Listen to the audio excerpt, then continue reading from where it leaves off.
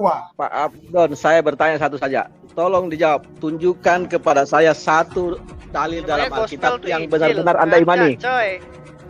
Imani? Segala sesuatunya diimani. Satu aja dalam Alkitab yang betul-betul Anda Semuanya. imani. Kamu tunjukkan aja mana ayatnya, jangan saya. Sebentar, saya mau iklan dulu sebentar. Buat yang di live chat, mari kita ketawa berjamaah. Jangan lupa minum bodrek. Nanti saya pakai Anda tidak mengenal Tuhan. Begini Pak Abdon, nanti pertanyaan saya satu aja. Bagaimana cara mengenal Tuhan? Kepada saya? Gini loh. Saya bertanya Pak Abdon secara serius. Pak Abdon, tolong dulu. Deng. Yesus berkata ini, Deng. Kamu mau sebut ya? Yesus berkata. Ya. Muridnya saja orang yang dekat dengan Yesus bertanya-tanya siapa itu Yesus. Itulah naluri manusia. Karena dunia ini, kita ini adalah daging manusiawi dunia. Katanya kepada Yesus, Guru, tunjukkanlah kepada kami siapa Allah itu sudah cukup bagi kami. Dia aja bertanya, apa kata Yesus? Sudah berapa lama kamu bersamaku Filipus sehingga engkau tidak mengenal aku?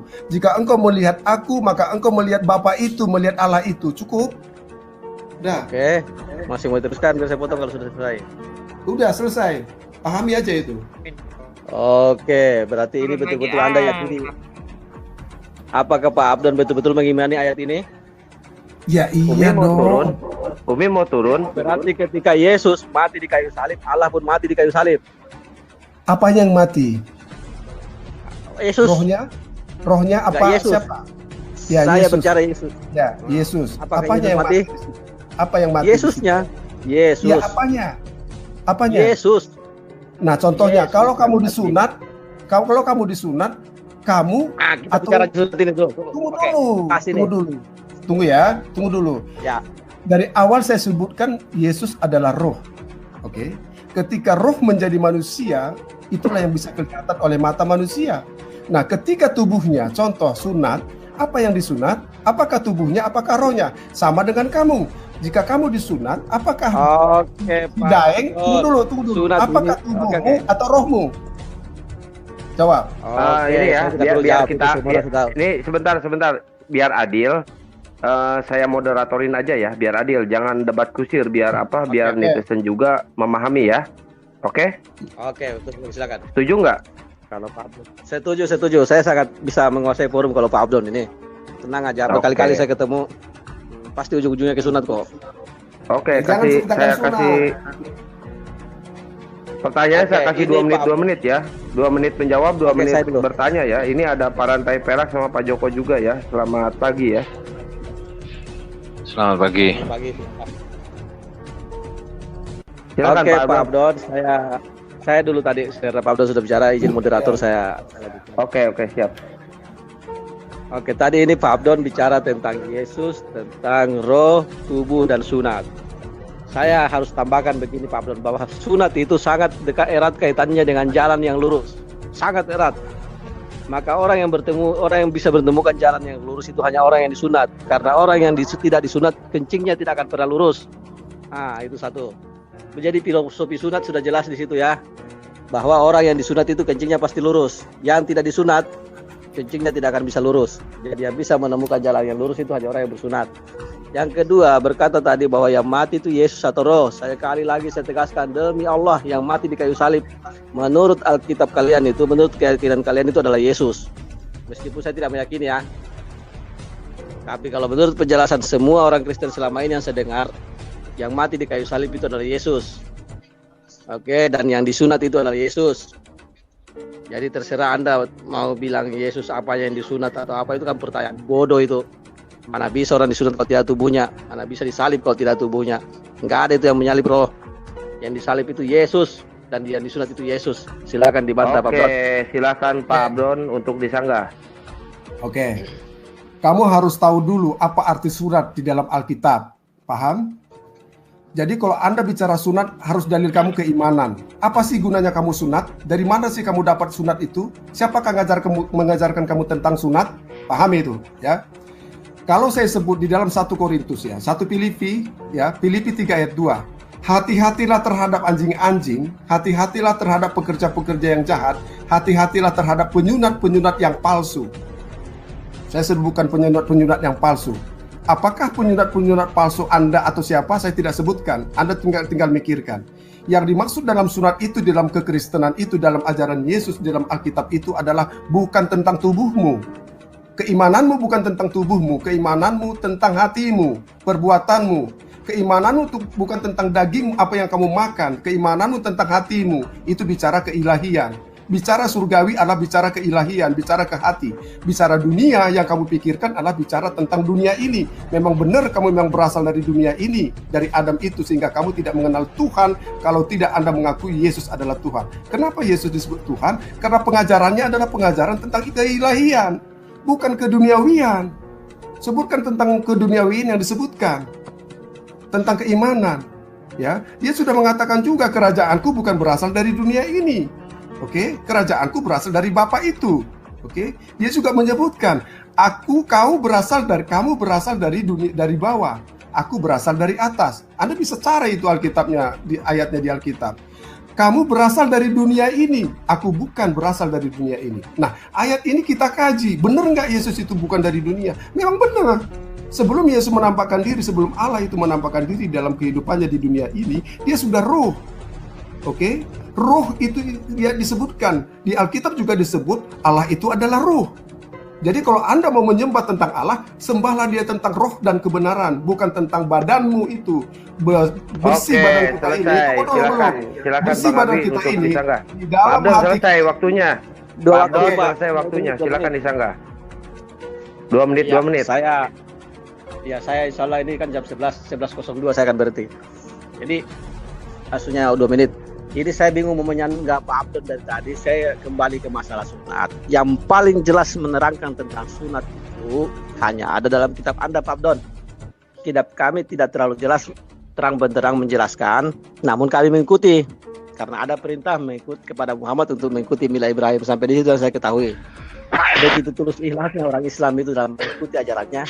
Tidak ada pertanyaan ketika diperintahkan begitu. Kami tidak ada pertanyaan. Sedangkan Pak Abdon tim ini jelas-jelas dalam kitab Anda itu sangat terang menerangkan mulai histori sampai manfaat guna bersunat itu sampai tata caranya ada. Tapi Anda tidak pernah mengakui bahwa itu adalah perintah, tidak pernah bersedia untuk melakukan karena Anda memang tidak mau menempuh jalan yang lurus. Itu filosofi sunat sebenarnya Pak Abdon, bahwa sunat itu hanya orang bersunat yang bisa menemukan jalan yang lurus. Karena kalau orang nggak bersunat, tidak akan pernah kencingnya lurus. Itu filosofinya. Ini saya ajarin di filosofi baru ini. Kalau Anda mau tahu kenapa orang disuruh bersunat, itu filosofi baru itu. Yang kedua, yang ini sudah berkali-kali Pak Abdon mengatakan dalil ini, hati-hati dengan anjing-anjing. Yang berkata ini ke siapa ini Pak Abdon dan ditujukan kepada siapa? Tuh, kata yang berkata ini siapa, ditujukan kepada siapa? Kalau orang berbicara pasti ada orang di depannya. Nah, pada saat itu orang itu bicara kepada siapa? Ya di depannya itu adalah anjing-anjing lah. Kalau dibilang penyunat palsu, nah kita bicara mana sunat yang palsu. Karena sunat yang jelas itu dikerat kulit katanya. Sunat palsu yang apa? Yang tidak dikerat ya kalian inilah sunat palsu. Oke, selesai Bang Daeng, selesai. Silakan Pak Abdon. Ya, lanjut. Oke, jadi jelas.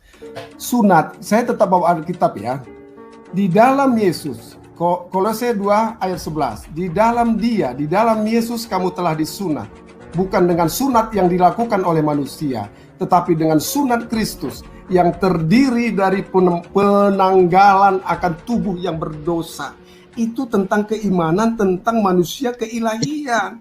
Tentang rohanimu lah bicara tentang ketuhanan. Bukan bicara tentang tubuhmu Bapak. Tubuhmu itu maaf ngomong di luar bersih, dalam itu tai semua. Kapan kamu bisa bersih? Oke?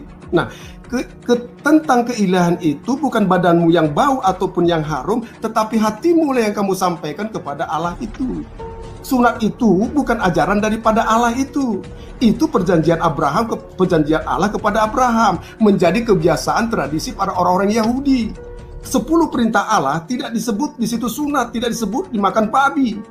Itu ada penambahan-penambahan para imam-imam orang Yahudi. Ahli-ahli Taurat itu, orang-orang Farisi itu. Nah, jika Anda mengikuti itu, berarti Anda mengikuti pengajaran manusia. Maka Yesus berkata, Kamu percuma beribadah kepadaku, itu kata Yesus, karena ajaranmu adalah ajaran manusia. Nah, siapa yang mengajarkan ajaran manusia itu tentang kehidupan tubuhmu? Musa. Siapa yang mengajarkan lagi tentang beribadah, cuci kaki, cuci apa dalam tidurmu? Ya Musa. Nah, apakah itu ada perintah Tuhan? Hanya 10 perintah Allah itu yang hadir ke dunia ini. Di lain daripada itu adalah penambahan. Yesus menggenapi itu. Tidak ada satupun celah di dalam 10 perintah Allah itu. Paham? Itulah yang disebut Tuhan manusia ilahi, yang bisa kamu lihat, yang bisa kamu rasakan. Dia membawa keselamatan, bukan membawa dosa di sini ini. Sunat itu kamu agung-agungkan. Oke, selesai Pak Abdon. Waktunya selesai 2 menit. Nanti satu putaran lagi ya. Abis ini nanti kita sapa Rantai Pelak sama Mas Joko ya. Kita kasih kesempatan yang lain juga ya, biar tidak bengong aja di sini ya. Pak Daeng, silakan ditangga. Oke, ini sangat menarik selalu Pak Abdon ini. Ini selalu ayat yang Pak Abdon ini ayat andalannya itu aja. Saya sangat mengerti. Ada satu ayat lagi terakhir nanti akan Pak Abdon ucapkan itu, bahwa bukanlah kalian yang menyembah atau beribadah kepada aku yang akan masuk surga, karena itu ajaran manusia. Saya rasa itu pasti nanti akan keluar itu. Jadi saya sangat mengerti polanya Pak Abdon. Ya, mengenai sunat ini Pak Abdon, sekali lagi saya tadi sampaikan. Saya ulangi lagi penyampaian saya bahwa di kitab Anda itu sangat jelas tentang sunat, bagaimana itu sunat, seperti apa tata caranya, ya kan, bahkan Yesus yang kalian tuhankan sendiri pun disunat. Nah, di sini Anda menyangkal lagi, maaf ada Bang Yisak di sini ya, masih ada, sudah keluar. Anda menyangkal lagi bahwa itu tambahan dari rabi-rabi Yahudi. Ini sebenarnya kalau memang Anda tidak mau mengimani Taurat itu buang aja dari kitab Anda. Toh itu bukan kitab Anda kok, buang aja, pakai perjanjian baru aja. Daripada menjadi polemik dan perdebatan di antara kalian, terus kalian bawa keluar. Akhirnya kita pun memperdebatkan di situ, karena kami juga mengimani Taurat dan Injil. Dalam artian mengimani bahwa pernah ada kitab itu. Tuhan menurunkan itu, Allah menurunkan, pernah ada kitab Taurat dan Injil. Cuma kami tidak tahu yang mana. Ya kan? Jadi mohon maaf jika kita harus memperdebatkan di situ. Saya ambil kesimpulan begini aja lah, bahwa kami orang Islam sangat tunduk patuh pada perintah apapun yang dalam Al-Quran tanpa banyak pertanyaan. Ketika disuruh sholat, disuruh sunat, tidak perlu bertanya. Nah, di sini saya pertanyakan keimanan orang Kristen. Benarkah Anda mengimani kitab dan Tuhan kalian itu? Begitu aja lah Pak Moderator. Untuk Pak Abdon, tanyakan pada dirinya sendiri, apakah Anda beriman kepada kitab Anda?